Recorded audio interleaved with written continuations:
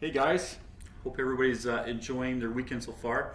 I'm sure last night and tonight has been a good time for everybody, remembering old memories and making some new ones. Troy, Derek, and myself got to spend, and we're talking now last weekend together, reminiscence with some Gnats that are out and about in the world that couldn't make it here this weekend. And with that, I hope everybody's going to have a great time, and I'm sure you all are. I'm sure there's a few guys that have got some bruises on them from the little touch rugby that we had today, and all that. But one of the things I can always remember always saying when we were getting ready to play was pitter patter, let's get at her. Perfect. Yeah, Chuck and Derek and I were lucky enough to have a great morning this morning and talk to some people that we hadn't talked to in a while, and I really enjoyed it, and I hope that you guys enjoy it as well. And just wanted to thank Chris Amoroso and CKPG for allowing us to use the studio today to reach out to these people and do it in a much more professional manner than we would have. So thanks very much, guys. Yeah, and I'd like to say that doing these interviews was great with some of the ex-Nats. Of course, there are always going to be Nats, but ones that can't be with us today. Their passion, their emotion in the interviews was fantastic. It's something that I wish everybody could see. But these people that couldn't make it but are a lifelong Nat, it's great to see them still take their time to listen to our club and enjoy the interviews. I mostly play fullback with a couple games of inside center, Yeah. but mostly fullback for myself. Okay. And I played second row religiously for the Nats until subbing for them in Abbotsford, where we played whatever. Mainly I was open side flanker. I played a little bit of hook, and I played a little bit of prop. In those days, it depends who went down. You had to go wherever it was. Position on and off, number 8 or number 7. Off the field, just pest. Agreed. Troy, how's it going, man? Oh, not bad. Thanks for doing this. Hey, no problem, man. Anything I can do to support your club, I love that.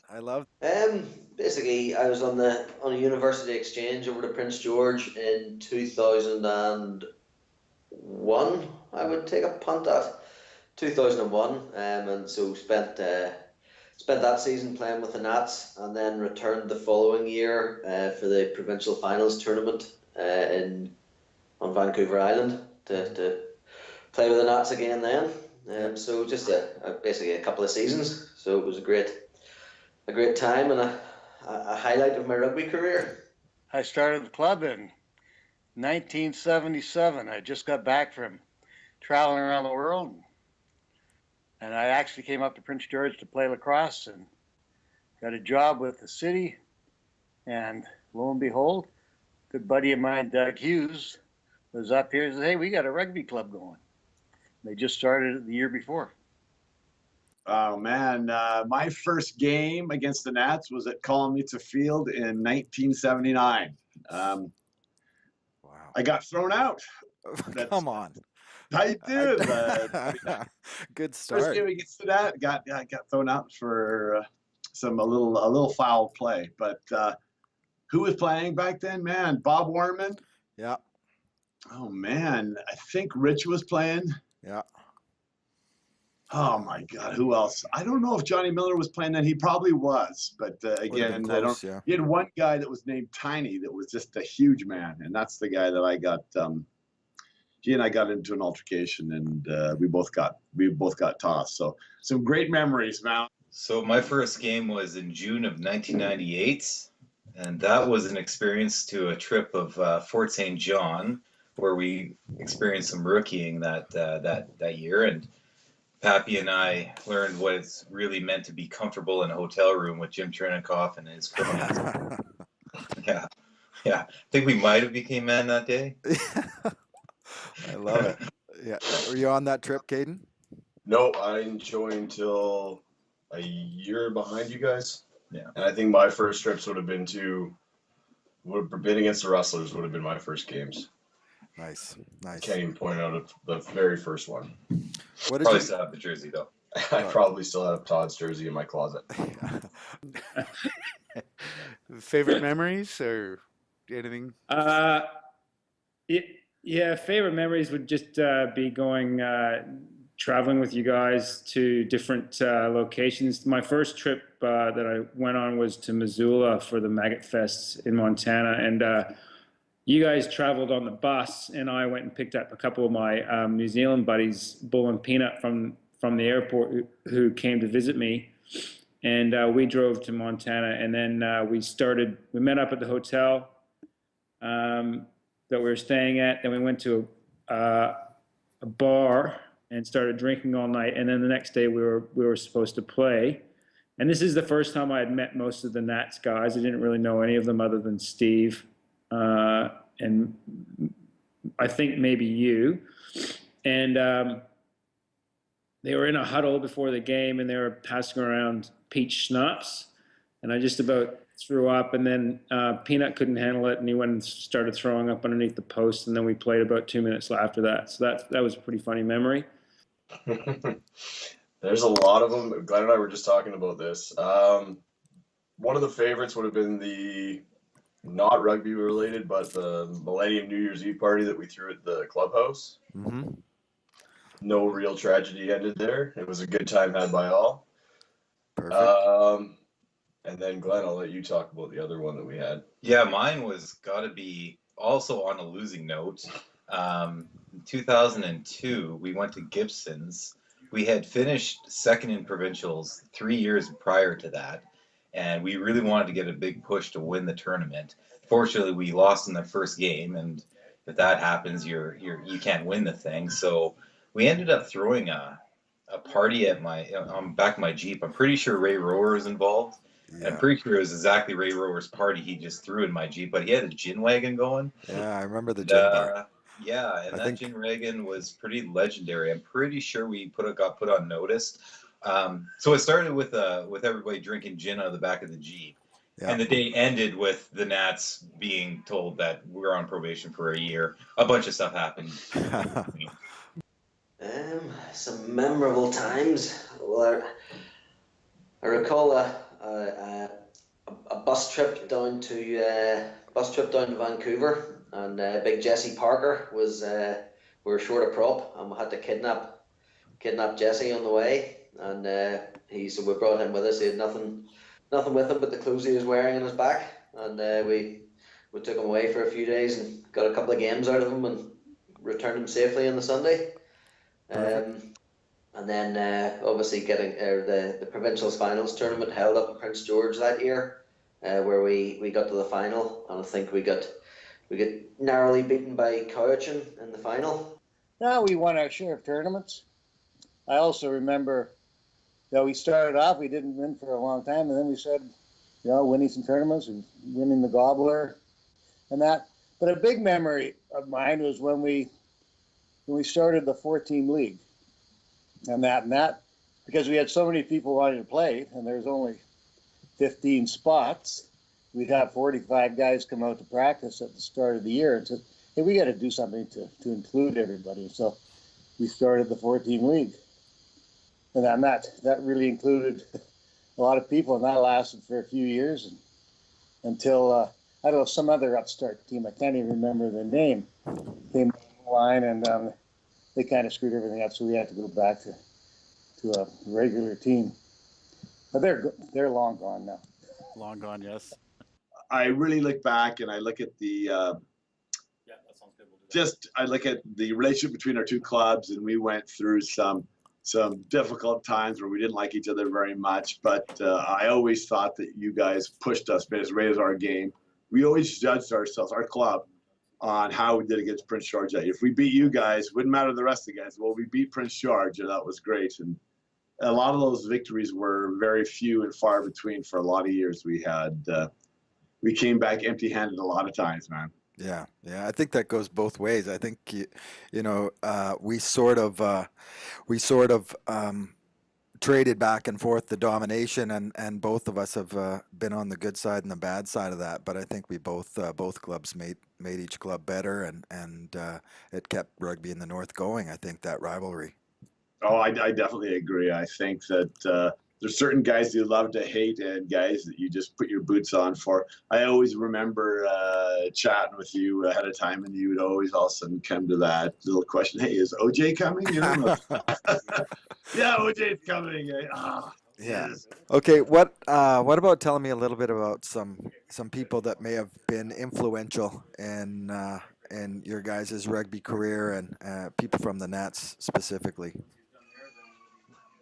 People from the Nats specifically. Well, obviously yourself, Troy, and Steve Lorenz started coaching, and then you got, well, the list goes on and on. You got Paul Bryant taught us all how to hit.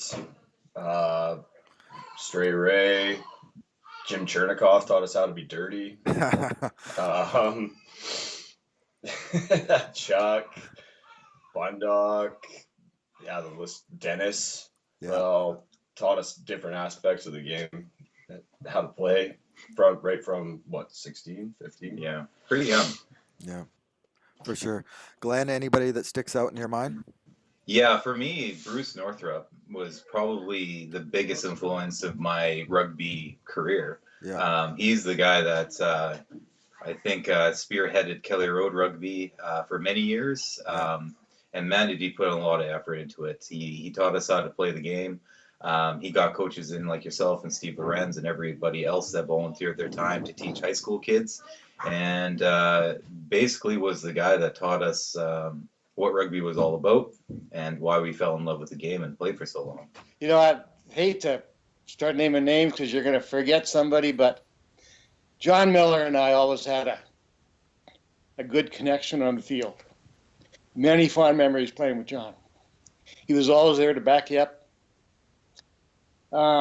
Yeah, John and I go a long way back in a lot of different things. So I'd have to say John is one of my favorite guys to play with. Oh, I'd say that, excluding yourself, of course, Troy, the one would have to be Big Paul Bryant. Yeah. Big Paul playing at number 8. It was always a pleasure playing at 9 behind him. He always got some good go forward ball, and put in some crazy big hits. Yeah, for sure. And then boys like Pappy and the Great White Hope as well were always good to have on your side.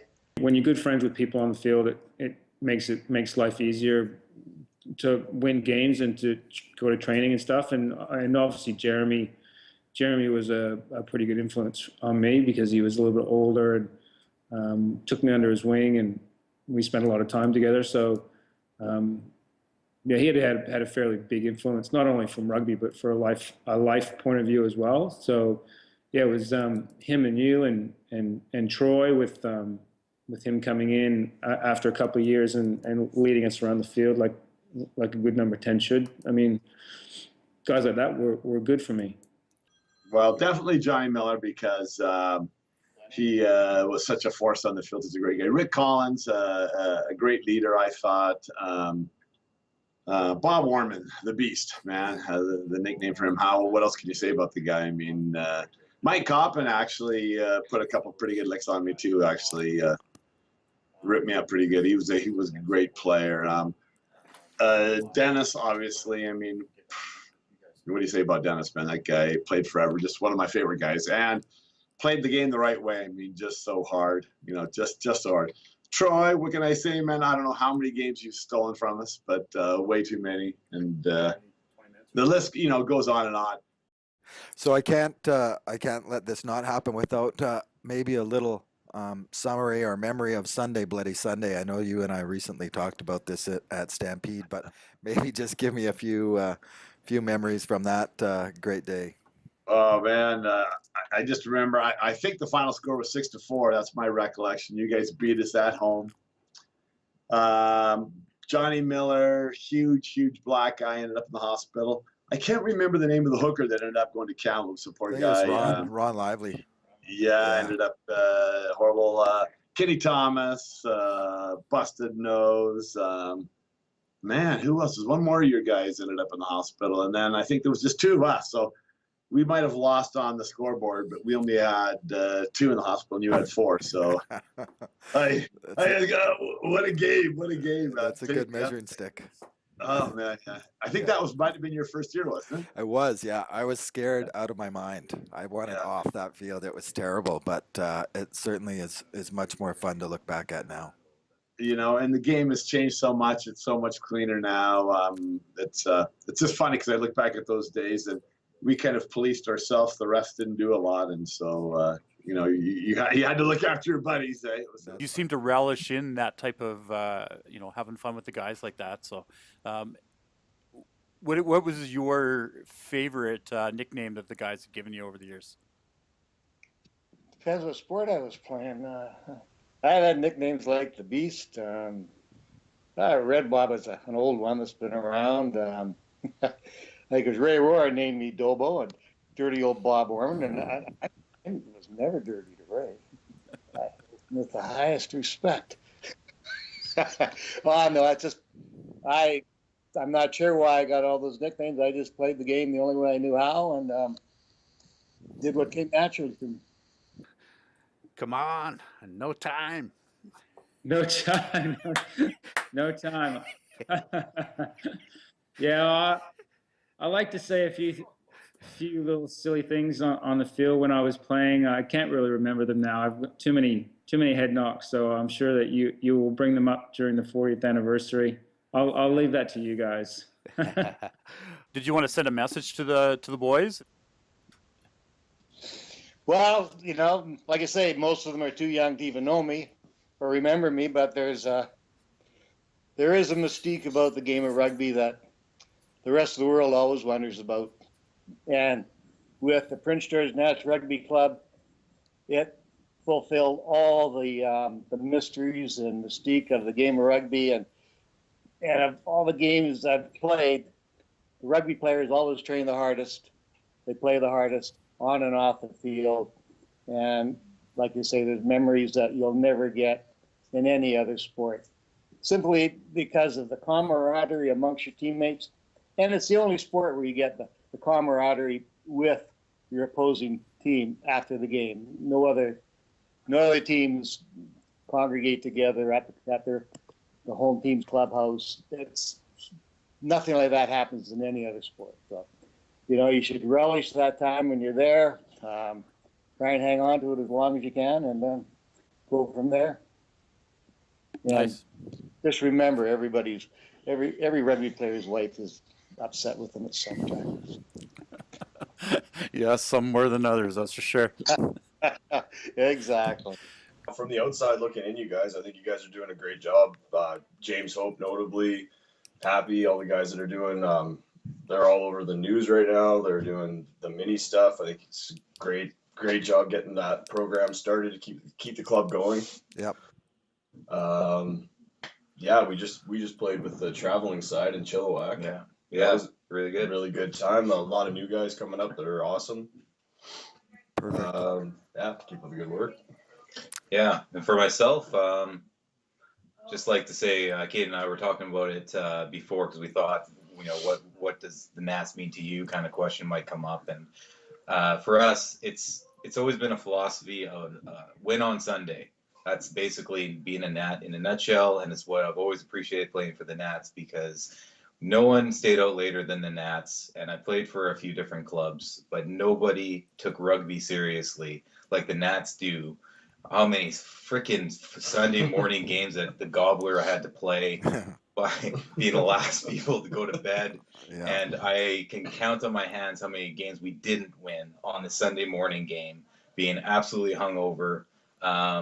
But when it was time to play rugby, we always played rugby. And I really appreciated that about the Nats. And it's really a contagious atmosphere to get a part of because they certainly took the social side seriously as well. So that's basically what I have to say about the Nats. I just want to thank you guys for, you know, the years and years and years of awesome competition. I think that actually we've been lucky, I think, especially down in Williams Lake, that we've had you guys to peg ourselves against. I think you've made our programs better. I look at the athletes that are coming out of our programs now, and we've got Canadian national players, and I actually put a lot out onto your plates because you guys have forced us to improve our game.